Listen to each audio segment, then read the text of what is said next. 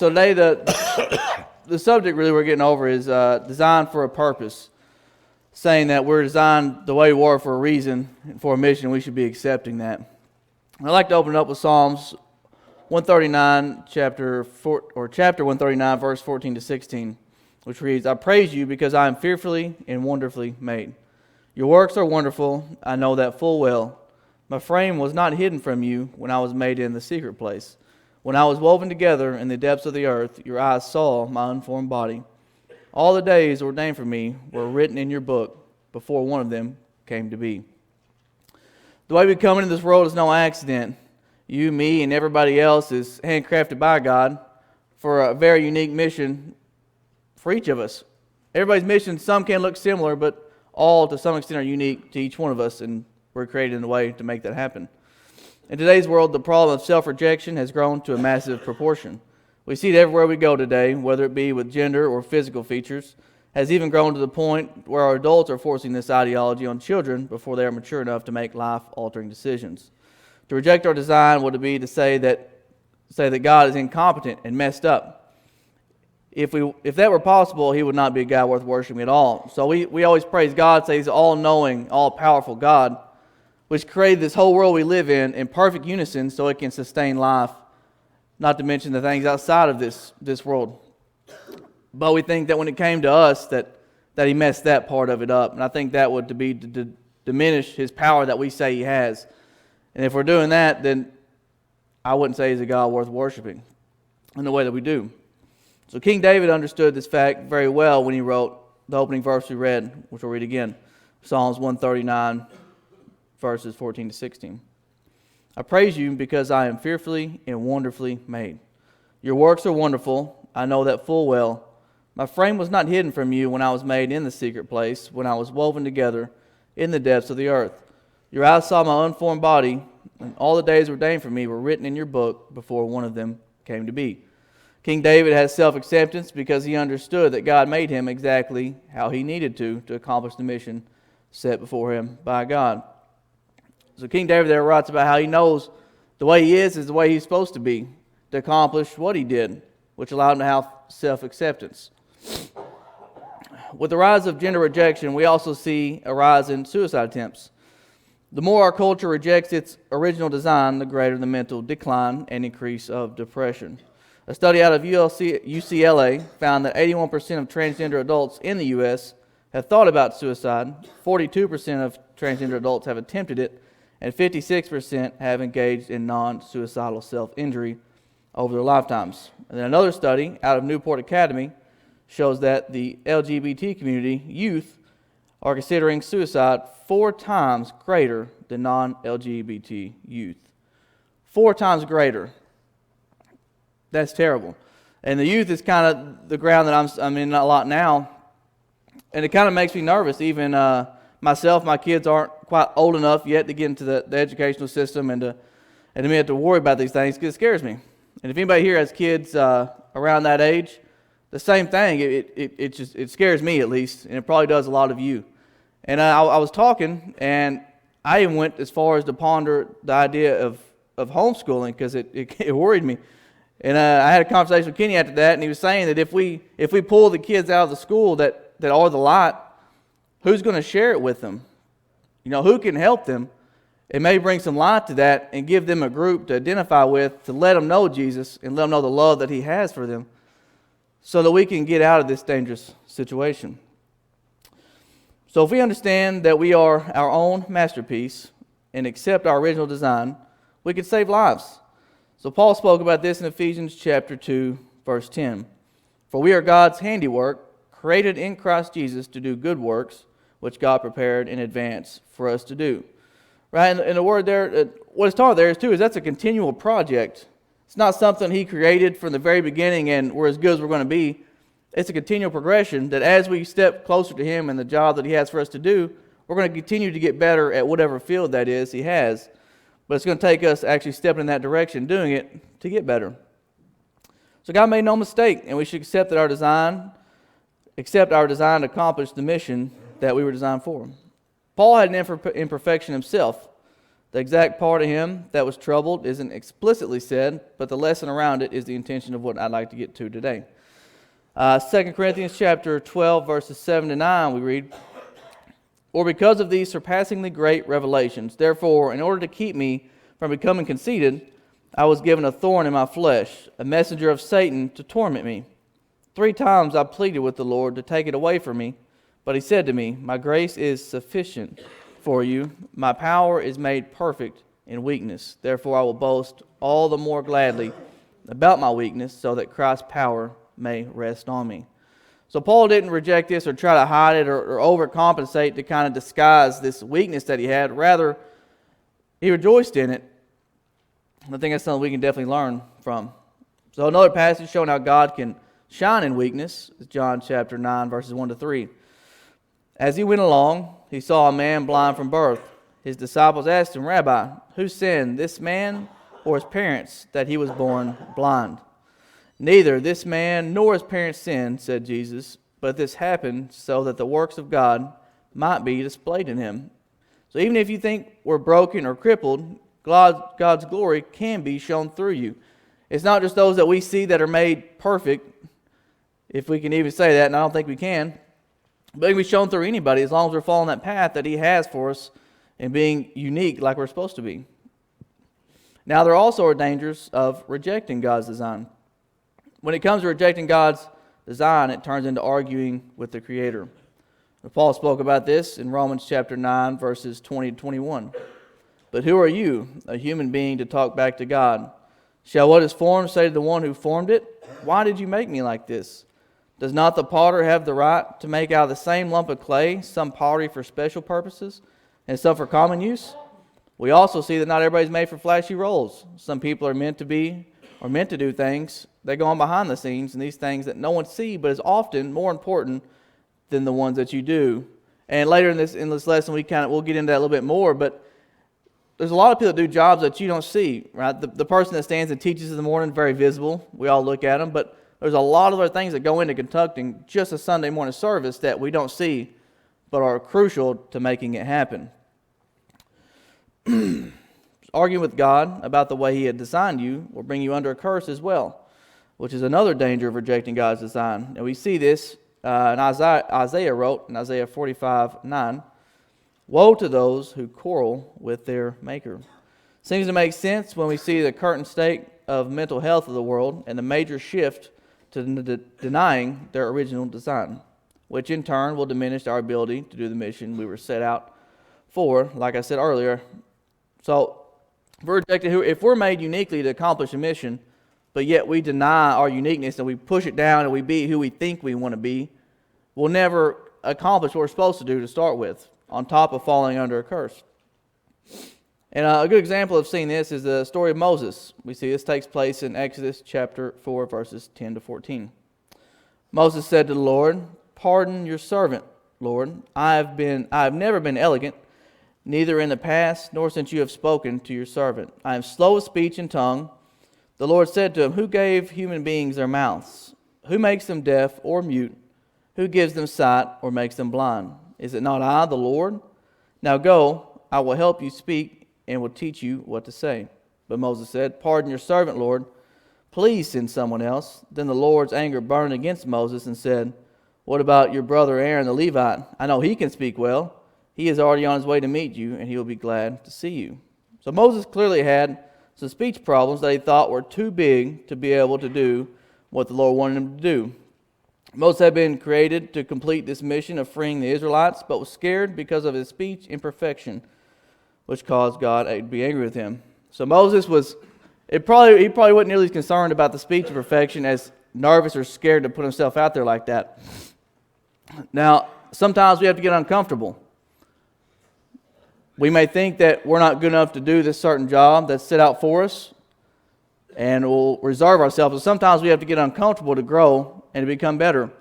Kind of a humorous story of not necessarily the same circumstance, but nonetheless getting uncomfortable. When I was younger, my uncle had a pool, and typically the whole family would come over, and all of us would get out there and swim and have fun. And I can't remember exactly what age I was, but I was just young enough where it was about time to learn how to swim.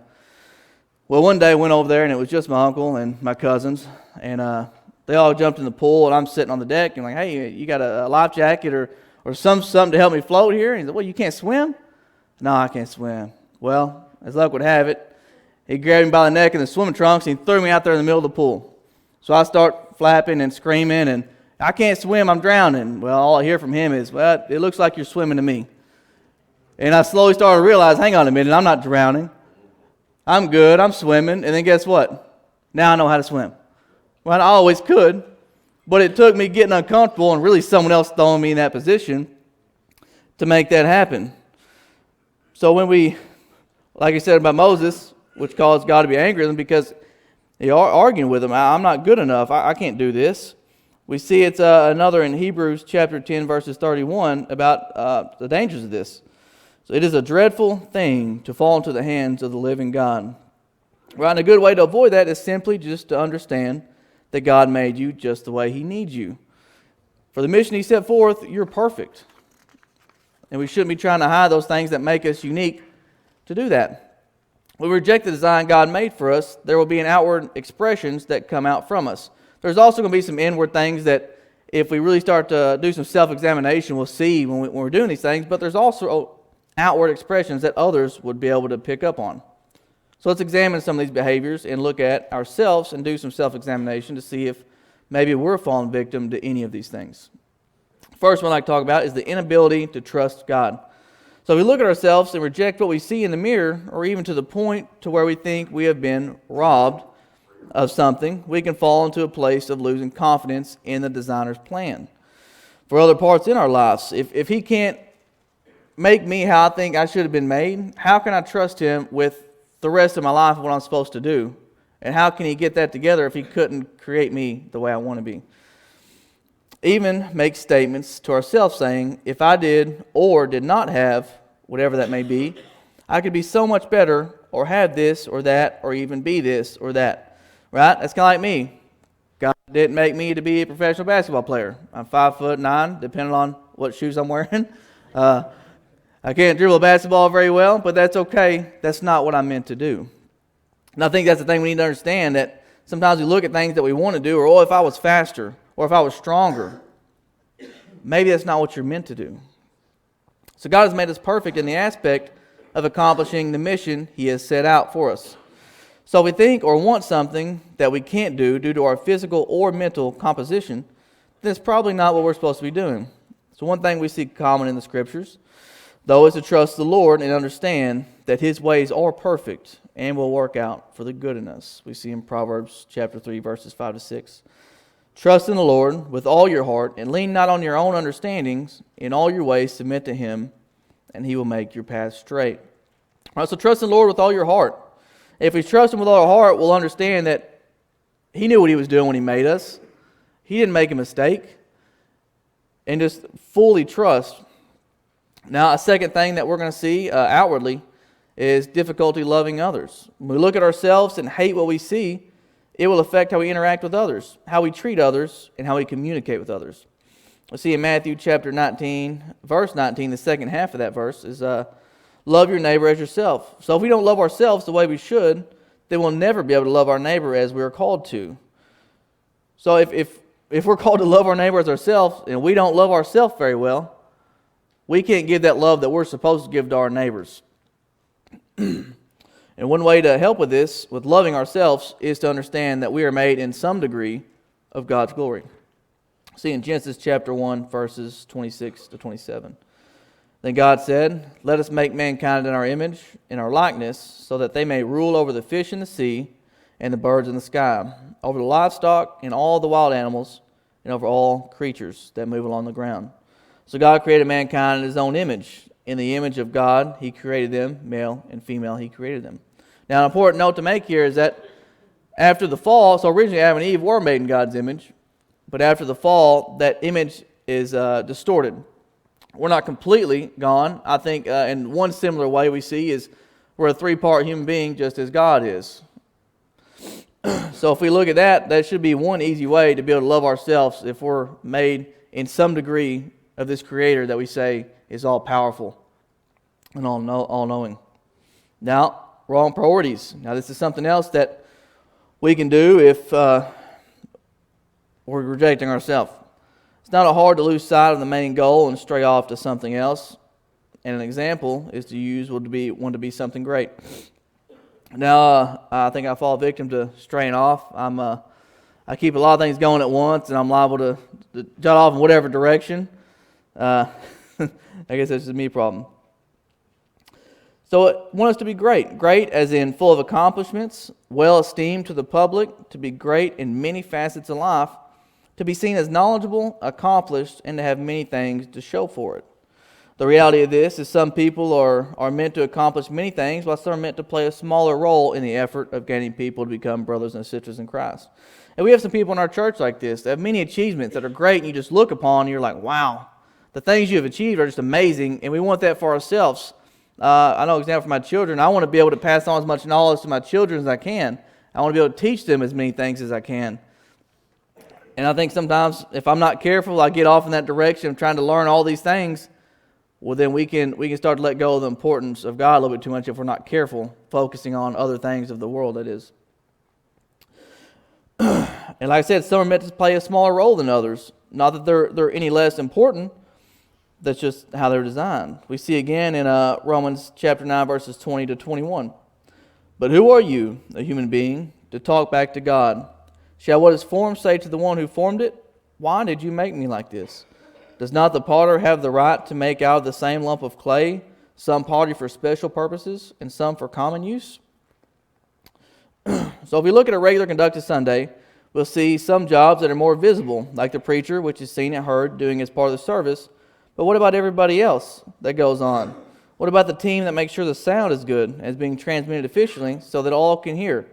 Not seen that well during service, but just as important.